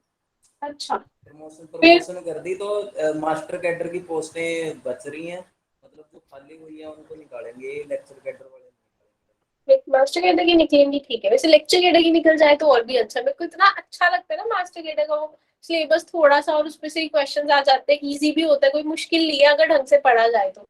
मास्टर कैडर में तो ऐसे इतना मैंने पढ़ाया, सोचो जनवरी से, लेकिन मेरे पास सिर्फ 17 नंबर ही है पढ़ाने के लिए, बाकी 133 मार्क्स तुम्हारे बाकी सब्जेक्ट्स में से आने वाले। बट वैसे सुनने में आ रहा है कि पेपर थोड़ा सा लेट हो सकता है, तो इसके लिए बहुत अच्छी अपॉर्चुनिटी है। देखो ये ऐसी चीजें पढ़ रहे हो ना तुम, मास्टर्स भी होगी आपकी, आप में से मैक्सिमम की अगर केमिस्ट्री में मास्टर्स है तो ठीक है।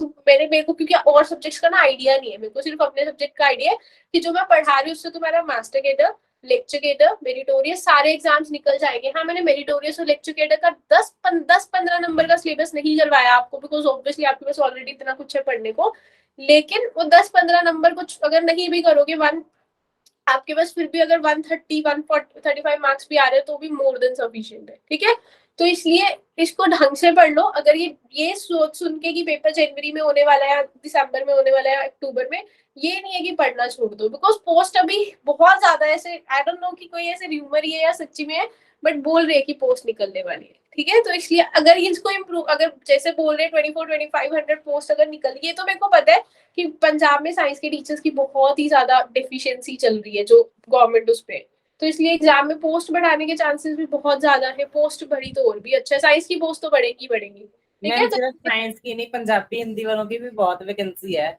साइंस का तो मुझे पता है कि साइंस वालों की बहुत, मेरा फ्रेंड ना लास्ट ईयर 3704 में साइंस में मास्टर कैडर में लगा था, उसे पंजाबी भी दी है साथ में पढ़ाने के लिए।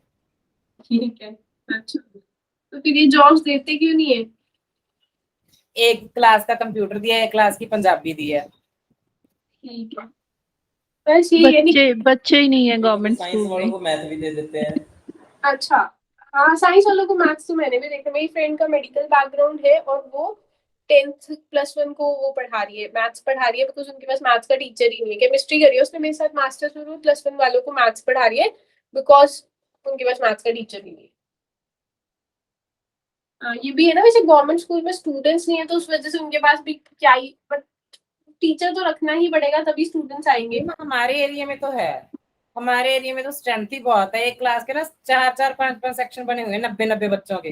वो बड़ी क्लासों के हैं ना, 10th और +1 +2। नहीं नहीं, हमारे 7th 8th 9th में ही। ठीक है, अब ये एक ऐसा टॉपिक है जिसपे हम सिर्फ डिस्कशन कर सकते हैं, क्योंकि हमारे हाथ में कुछ नहीं है। आपके हाथ में सिर्फ एक चीज है कि जो भी है उसको ढंग से पढ़। गवर्नमेंट को पॉलिसी बना देनी चाहिए, जितने भी गवर्नमेंट एम्प्लॉय है उनके बच्चे गवर्नमेंट स्कूल में पढ़ेंगे। ये बहुत यस मैम, ऐसा होना चाहिए। बहुत बड़ा टॉपिक ऑफ डिस्कशन है, लेकिन इस पे कभी भी कोई रिजल्ट ऐसा लिया ही नहीं जा सकता, तो इसलिए हम इस पे डिस्कशन ना करें तो ज्यादा अच्छा। क्लास स्टार्ट मैम वैसे अगर बात की जाए, जैसे अभी हम मतलब तैयारी कर रहे हैं पेपर की, तो हर बच्चा ऐसा तो होगा नहीं कि नालायक है। अगर कोई गवर्नमेंट जॉब लग रहा है, वैसे सोचने की बात है। जैसे हम बोलते हैं कि हर सरकारी टीचर को गवर्नमेंट एग्जाम में, गवर्नमेंट स्कूल में लगाने चाहिए बच्चों को, तो पढ़ा तो वो भी वहीं रहे हैं। और ये तो है नहीं है कि फ्री फंड में नौकरी मिल रही है, मेहनत तो करी है ना बंदे ने। तो मतलब मेरे को फिर उससे क्या, नहीं जैसे बोलते हैं कि वो पढ़ाते भी हैं या फिर उनको पढ़ाना चाहिए। वो सच में पढ़ाते नहीं है, ये नहीं हो तो उनको नॉलेज बहुत ज्यादा होती है, लेकिन वो पढ़ाते नहीं है। ये तो बच्चे नहीं पढ़ते मैम, खुद मार्क्स लगा के पास लिस्टें भेजते हैं। गवर्नमेंट का है कि पास 90% रिजल्ट आना चाहिए, तो ऐसे खुद मैम 0 मार्क्स होता है, पर वो आगे 3-4 लगा देते हैं, 40-50 लगा देते हैं। ऐसा है हाल। टीचर तो पढ़ाते हैं, बच्चे नहीं पढ़ते।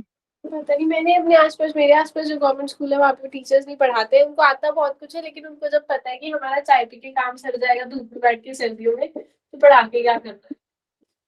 चलो, अब हम ये तो देखो ऐसा है कि ये तो पूरा डिबेट का टॉपिक है ना, लेकिन हम यहाँ पे केमिस्ट्री पढ़ रहे हैं तो हम केमिस्ट्री स्टार्ट करते हैं। मेरे को ये टॉपिक आज पूरी मेरी ट्राई रहेगी कि मैं इसको कंप्लीट करा दूं, ठीक है। ओके, तो जो डिस्कशन करनी है वो हम 7 बजे के बाद भी कर सकते हैं। अब हम स्टार्ट करते हैं इनिशियल रेट मेथड। बहुत इजी रहेगा आपके लिए पढ़ना, बिकॉज मैंने आपको इसका कंसेप्ट जो है वो बहुत ज्यादा अच्छे से समझा दिया है। पिछली बार ये टॉपिक करवाने में मुझे बड़ी ज्यादा प्रॉब्लम आई थी, इस बार मेरे को पता है कि नहीं आएगी। जो मैं क्वेश्चन दे रही हूँ उसका आंसर आपने बताना है फटाफट से। अब मेरे को ना इन टॉपिक्स में समझाना कुछ नहीं है, समझ आप पहले ही सारा कुछ चुके हो, अब बस हम इसको अप्लाई करेंगे। तो आपके पास एग्जाम में क्वेश्चन आएगा, देखना क्वेश्चन ध्यान से सुनना, लिखना क्वेश्चन पहले।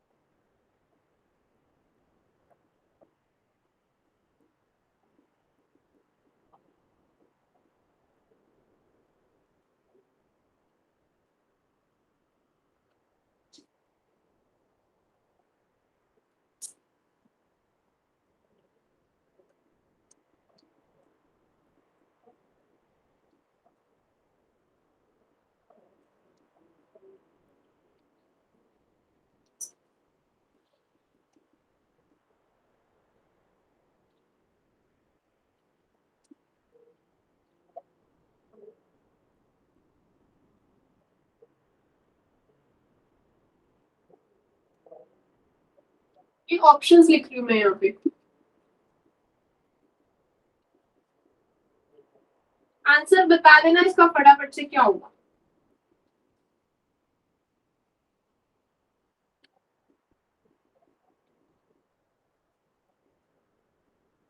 B option ma'am. a की पावर 1 b की पावर 0।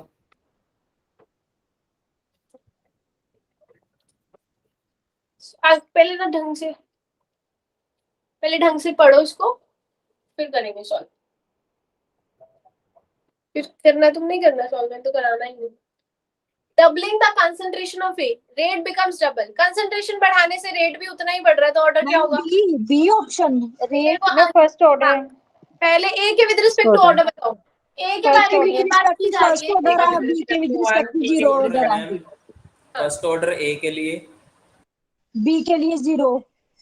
ठीक है, सबने बिल्कुल सही आंसर दिया। Let me explain.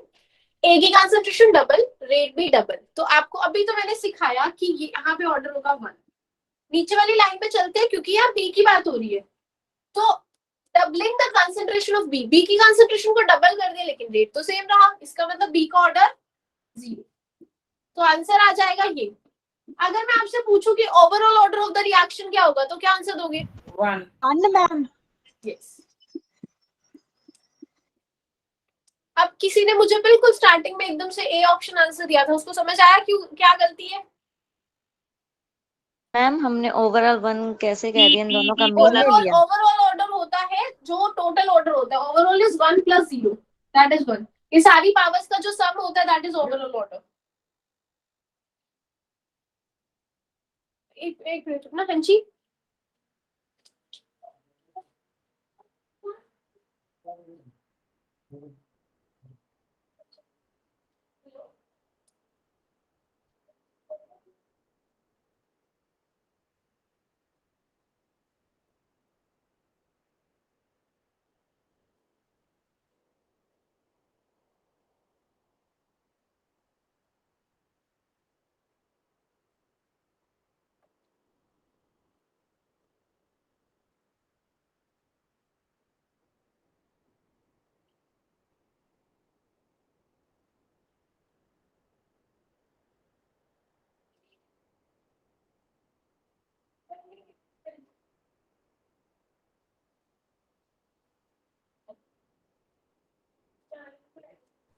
जतिंदर कितने मार्क्स बने मेरिटोरियस?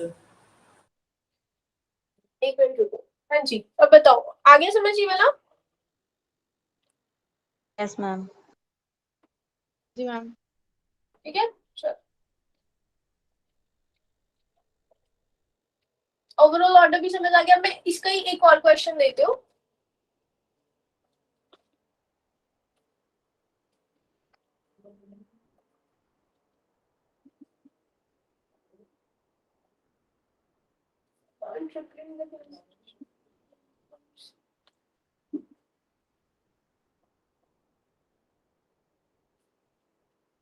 But on doubling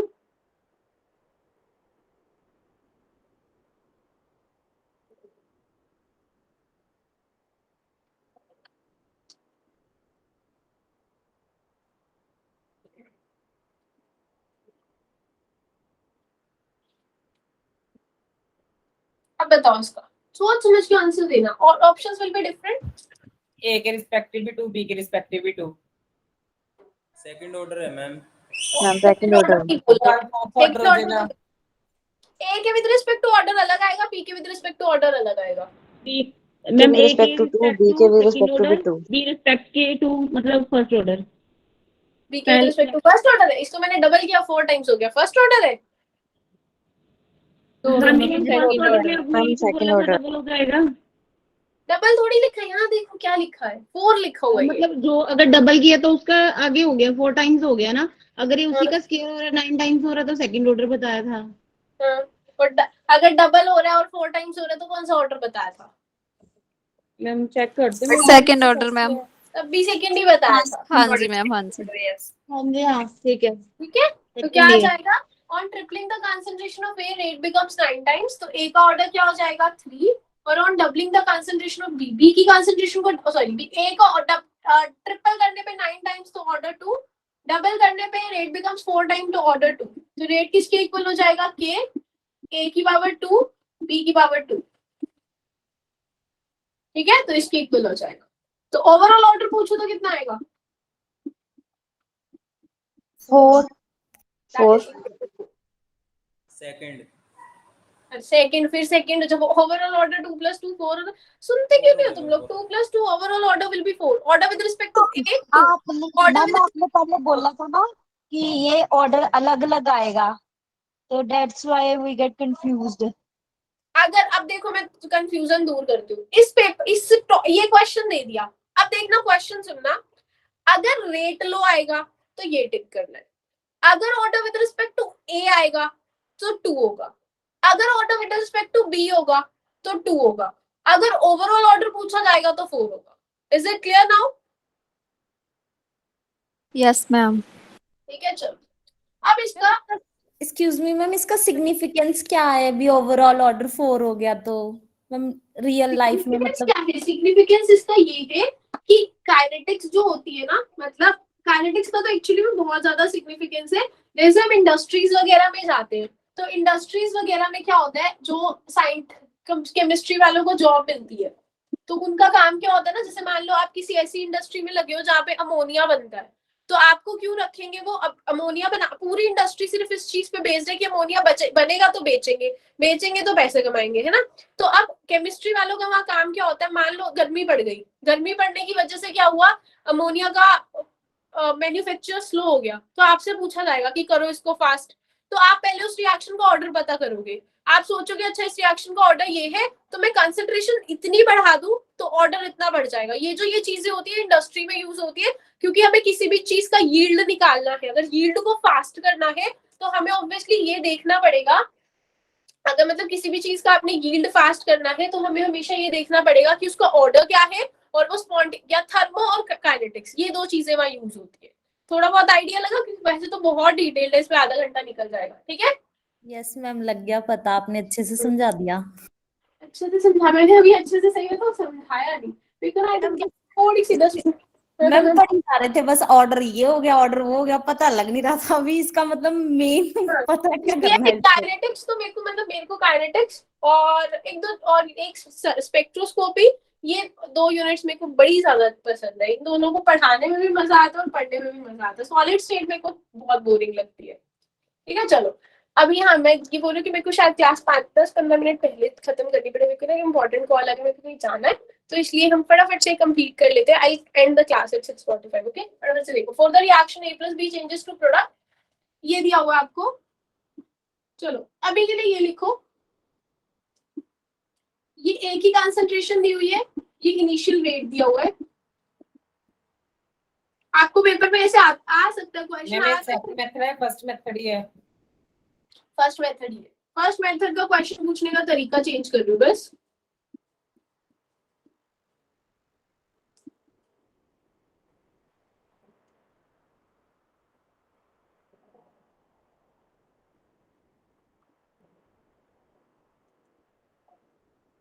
पहले मैंने लैंग्वेज की फॉर्म में दिया था, अब मैंने आपको इसको एक्चुअल फिगर की फॉर्म में दे दिया। अब ध्यान से देखो, क्या आपको पढ़ना कैसे इसको, क्या कोई मुझे बता सकता है मैंने A की कंसंट्रेशन को यहाँ से यहाँ किया तो मतलब कंसंट्रेशन को क्या किया है? डबल मैम, डबल किया। रेट क्या हो रहा है? रेट सेम है। ऑर्डर क्या होगा? 0 ऑर्डर, ठीक है। अब बताओ, अगर ये मैंने यहाँ 10 कर दिया, इसको मैंने डबल किया, ये भी डबल हो गया, तो ऑर्डर क्या होगा? First order ma'am. और अगर ये ऐसा हो गया, सेकंड ठीक है, ऐसे कर लोगे आप। चलो अब इतना इजी नहीं आता पर ये पेपर में क्वेश्चन, ये आता है पेपर में कुछ इस तरह से, जहां आपको ऐसे कॉलम बना के दिए होते हैं। ये तो मैं थोड़ा सा आपको एक एक स्टेप पे समझा दूं ताकि प्रॉब्लम नहीं आए, ठीक है। तो अब ये देखना,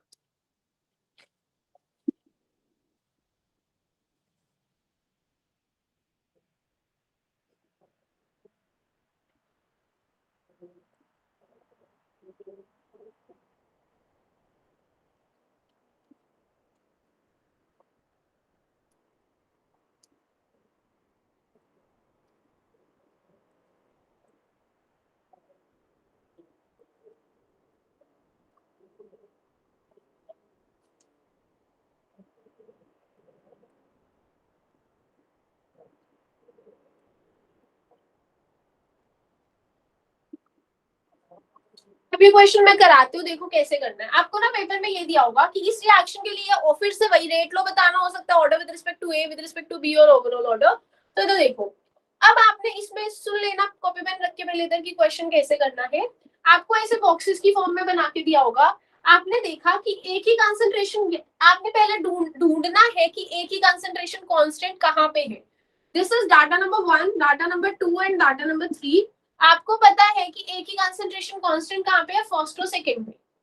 A is constant on first and second. तो इसमें मतलब अगर A की कंसंट्रेशन को मैंने चेंज ही नहीं किया तो ऑर्डर तो उस पर डिपेंड करेगा नहीं, तो इसको मैं कर दूंगी कट, क्योंकि इसको तो कोई लेना देना ही नहीं। यहाँ पे मैंने B की कंसंट्रेशन को क्या किया है? डबल किया है। तो मेरा जो रेट है वो भी क्या हो गया? डबल हो गया। तो जब कंसंट्रेशन को डबल करते रेट डबल हो जाता है तो कौन सा ऑर्डर होता है? First order ma'am. फर्स्ट तो आप बिल्कुल सही बोल रहे हैं, लेकिन वो ऑर्डर किसके विद रिस्पेक्ट टू होगा? बी के विद रिस्पेक्ट बी के मैम। याद रखना कि this will be the order with respect to B. क्यों? क्योंकि बी की कंसंट्रेशन को डबल करने पे रेट। अब यहाँ ए का कोई फर्क नहीं पड़ रहा था क्योंकि ए की कंसंट्रेशन तो कांस्टेंट थी। अब मैंने बी के विद रिस्पेक्ट टू ऑर्डर निकाल लिया, अब मैं ए के विद रिस्पेक्ट टू निकालूंगी तो मैं चेक करूंगी बी कहाँ पे कांस्टेंट है। तो बी कहाँ कांस्टेंट है? बी कांस्टेंट है सेकंड और थर्ड पे। तो सेकंड और थर्ड को कट किया आपने, मतलब सेकंड और थर्ड पे बी को कट किया, यहाँ पे ए की कंसंट्रेशन को क्या किया है? डबल। और रेट भी क्या हो गया? डबल। अब गलती से भी ये मत कर लेना कि यहाँ पे इन दोनों को कंपेयर कर रहे हो और यहाँ इन दोनों को लगे हो कंपेयर करने। तो अगर सेकंड और थर्ड डाटा कंपेयर करो तो रेट भी सेकंड और थर्ड का कंपेयर करना है। तो अगर इसको डबल किया है तो ये भी क्या हो जाएगा? डबल हो जाएगा। तो अब अगर इसको डबल करने पे डबल हुआ तो ऑर्डर क्या हुआ? Ma'am first order one order with respect to A A. With respect double हो गया। ए के with respect to B order 1 हो गया। तो rate will be equal to K A की पावर 1 बी की पावर।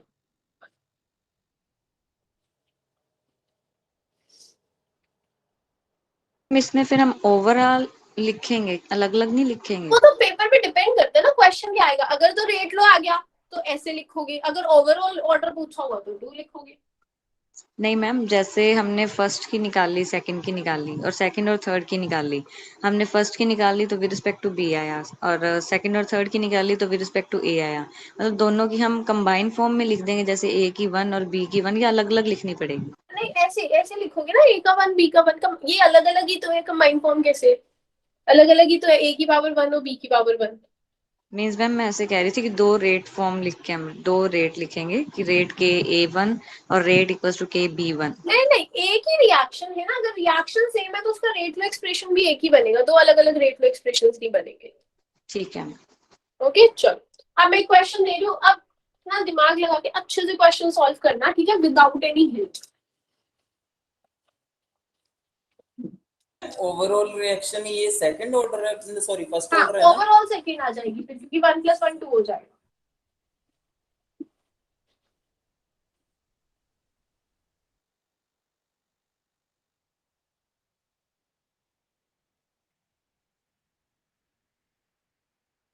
ठीक है, तो ये क्या होगा? अब हमें क्या करना है, इसको देखो, ए की कंसंट्रेशन क्या होगी? ए की कंसंट्रेशन है मेरे पास 5 इंटू, चलो मैं फॉर्मूला क्वेश्चन लिख रही हूँ, बस आप खुद से सॉल्व करो।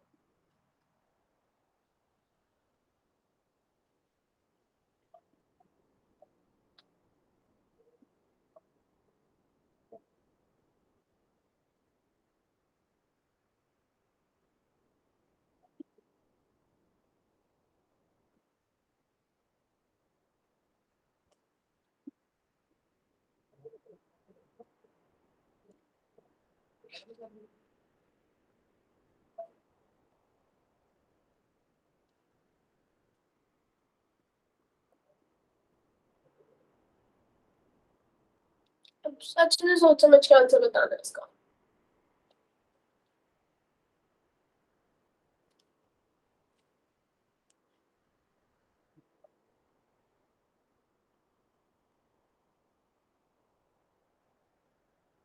ए के रिस्पेक्टिव 1, बी के respective 0।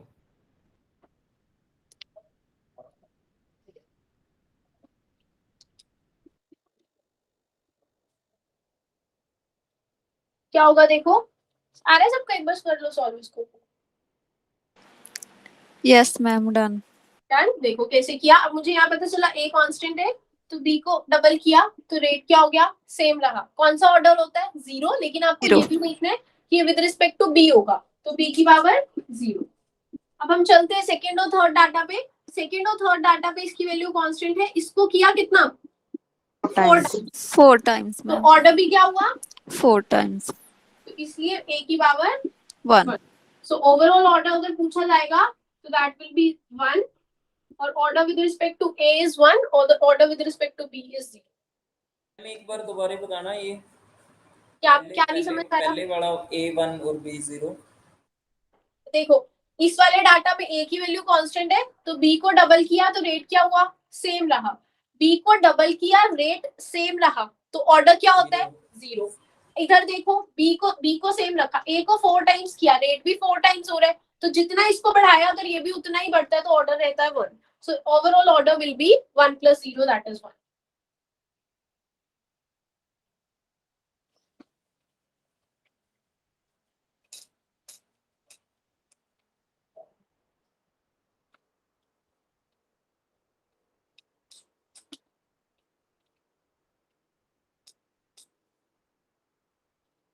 Next we have is half lifetime method. Half second method लिखो, बस आज सेकेंड ही मेथड करेंगे. सेकेंड मेथड लिखो हाफ लाइफ टाइम मेथड.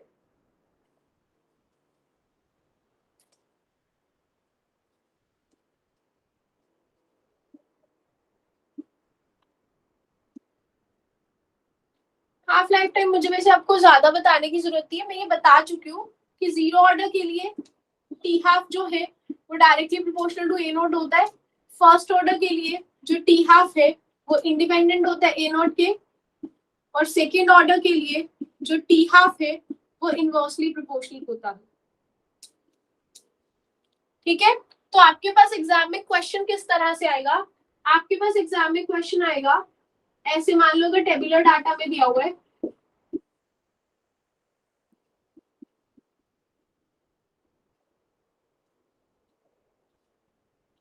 तो आपको बताना है इस रिएक्शन का ऑर्डर. टेबुलर डाटा में दिया हो आपको ऑर्डर बताना है, तो आपने कैसे देखना है? आप मेरे को ये बताओ एक ही कंसंट्रेशन को क्या किया है यहाँ पे? डबल किया या बढ़ाया ना? एक ही कंसंट्रेशन को इंक्रीज किया है. इनिशियल कंसंट्रेशन इंक्रीज की है तो रेट टी हाफ क्या हुआ यहाँ पे? वो भी इंक्रीज हुआ है मैम. तो कौन सा ऑर्डर हुआ? कौन सा ऑर्डर हुआ? 0 मैम. क्यों 0? क्योंकि मुझे पता है ये चीज कि अगर T half directly proportional to A naught है, अगर ए नॉट इंक्रीज करेगा तो टी हाफ भी इंक्रीज करेगा, तो उस केस में ऑर्डर क्या होगा? 0 ऑर्डर. ठीक है, अब आगे रिपीट कर दो मैम.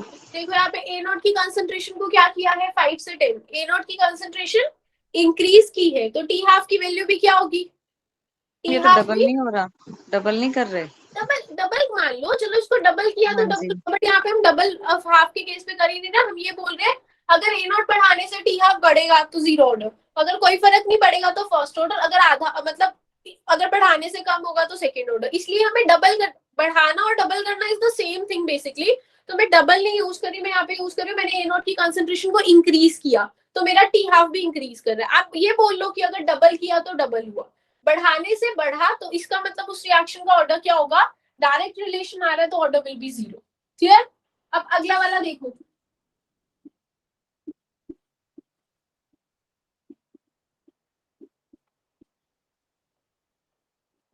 इसका बताओ क्या होगा order? Second. Second order. Right, क्योंकि मैंने ए नॉट को इंक्रीज किया, 5 से 10 किया, लेकिन मेरा टी हाफ डिक्रीज हुआ, तो इसका बहुत ही क्लियरली मुझे पता चल रहा है इनवर्स रिलेशन है. इनवर्स रिलेशन कौन से ऑर्डर में होता है? सेकेंड ऑर्डर में. तो इसका ऑर्डर क्या आ जाएगा? Second order. ठीक है, अब मैं अगर ऐसे लिखूं, इसका बताओ क्या होगा? First order. व्हाई? बिकॉज मैंने इनिशियल कंसंट्रेशन को इंक्रीज किया तो मेरा टी हाफ जो है वो क्या रहा? सेम ही रहा. फर्स्ट इनिशियल कंसंट्रेशन को इंक्रीज किया तो टी हाफ जो है वो क्या रहा? सेम रहा. तो टी हाफ कौन से केस में इनिशियल कंसंट्रेशन के इंडिपेंडेंट होता है? फर्स्ट ऑर्डर के केस में. तो ऑर्डर कितना आता है इसका? First. Is it clear? Yes ma'am. ठीक है, तो अच्छा चलो, मेरे को ना एक्चुअली अभी थोड़ा सा काम है, मैं अभी क्लास ओवर कर रही हूँ. इज इट पॉसिबल कि कल मैं क्लास थोड़ा सा 15 मिनट एक्स्ट्रा ले लूँ 7:15 तक? हो जाएगा ना? चलो, मेरे को ना एक्चुअली थोड़ा एक कॉल आ गई तो मेरे को जल्दी जाना पड़ेगा, इसलिए मैं आपकी जो कल की क्लास है दैट विल बी 5 to 7:15. बाकी चलो 10-15 मिनट का तो कवर करेंगे. क्लियर है? मैम शुरू जल्दी कर लेना. शुरू में मेरी खुद की क्लास होती है, मेरी क्लास ही पहले 4:45 बजे. अच्छी. मैम जब 4 टाइम्स हम बढ़ा रहे हैं कॉन्सेंट्रेशन को, तो उसका ऑर्डर सेकंड नहीं होगा?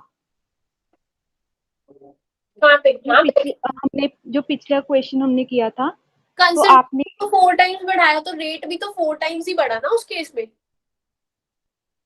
अगर कंसंट्रेशन 4 टाइम्स करने पे मेरा रेट 16 टाइम्स बढ़ता तो ऑर्डर 2 होता।